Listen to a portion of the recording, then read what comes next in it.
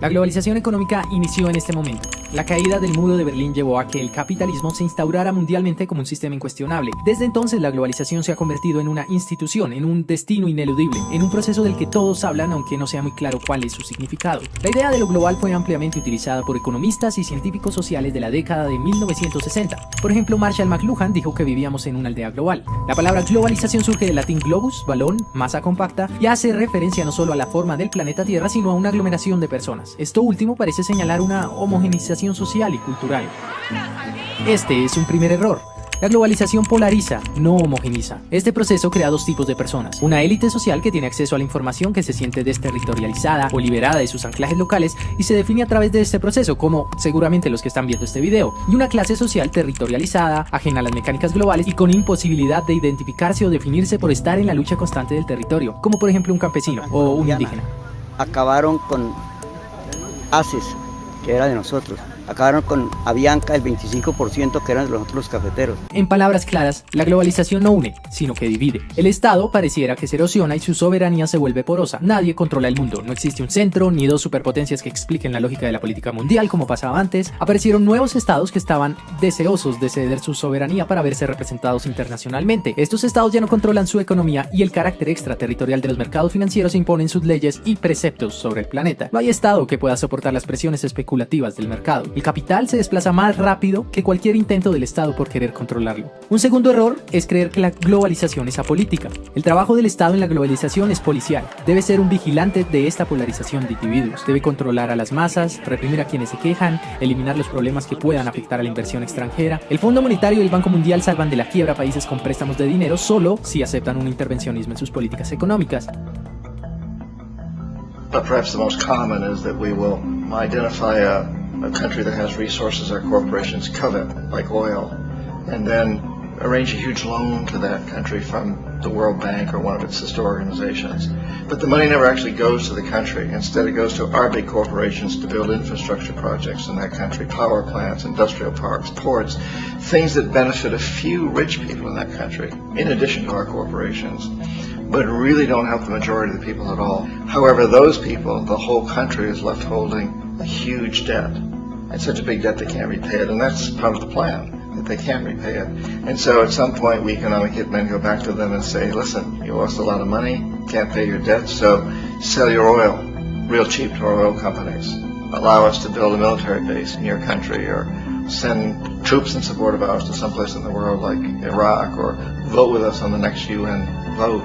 El derecho internacional económico sirve como garantía para que los países en vías de desarrollo no puedan implementar políticas proteccionistas como lo hicieron alguna vez los países desarrollados. Well, actually, if you look at the British history, American history, you find that today's rich countries used protectionism center, left, and right when they were developing countries. You know, I mean, for about 1 century until the Second World War, the United States was actually the most protectionist country in the world.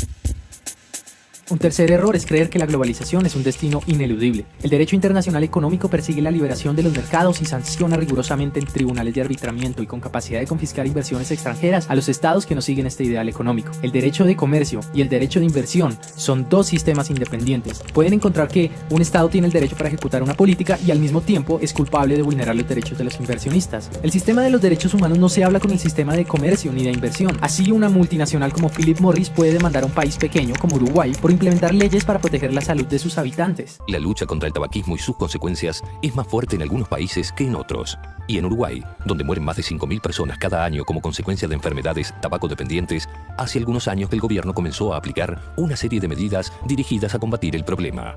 Esas medidas perjudicaron los negocios de los productores de cigarrillos. Como consecuencia, este país sudamericano de poco más de 3 millones de habitantes se apresta a enfrentar una especie de litigio internacional por parte de una de las empresas más grandes del mundo, la tabacalera Philip Morris.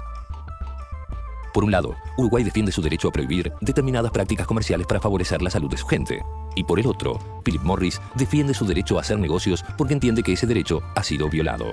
Bajo estas tres mentiras hemos creado un sistema económico basado en la injusticia social. El más reciente informe sobre el desarrollo humano de la ONU señala que la riqueza total de los primeros 358 multimillonarios globales equivale a la suma de los ingresos de 2.300 millones de personas más pobres, o sea, el 45% de la población mundial. Cada año, 18 millones de personas mueren por causas derivadas de la pobreza, como el hambre y las enfermedades endémicas que se pueden evitar. Es decir, actualmente se está produciendo un holocausto cada 3 años. El sistema está mal. La distribución según este informe de las Naciones Unidas es la llamada Sociedad 2080, es decir, el 20% de la humanidad dispone de la riqueza y de los recursos del planeta, mientras que el 80% restante vive en condiciones de miseria y pobreza. Por esto, economistas como Thomas Piketty, Joseph Stiglitz y Thomas Bosch han planteado la necesidad de reformar el sistema de comercio con ideas como el dividendo de recursos globales, o el impuesto a las transacciones financieras, o el impuesto al capital, o la renta básica como derecho de un ciudadano global, entre otras. Lo triste es que ninguna de estas propuestas ha sido implementadas y no parece que se les tome en serio, especialmente por el derecho internacional. La globalización, en últimas, es una trampa que atrapa a sus potenciales críticos en un puesto con un gran salario, o los mantiene ocupados leyendo libros, haciendo videos, escribiendo papers académicos o hablando entre ellos sobre lo injusto que es el proceso de la globalización. La genialidad del sistema es mantener a las mentes brillantes ocupadas y señalar a aquellos que critican la globalización como luditas, retrógrados, mamertos, extremistas, terroristas, hackers.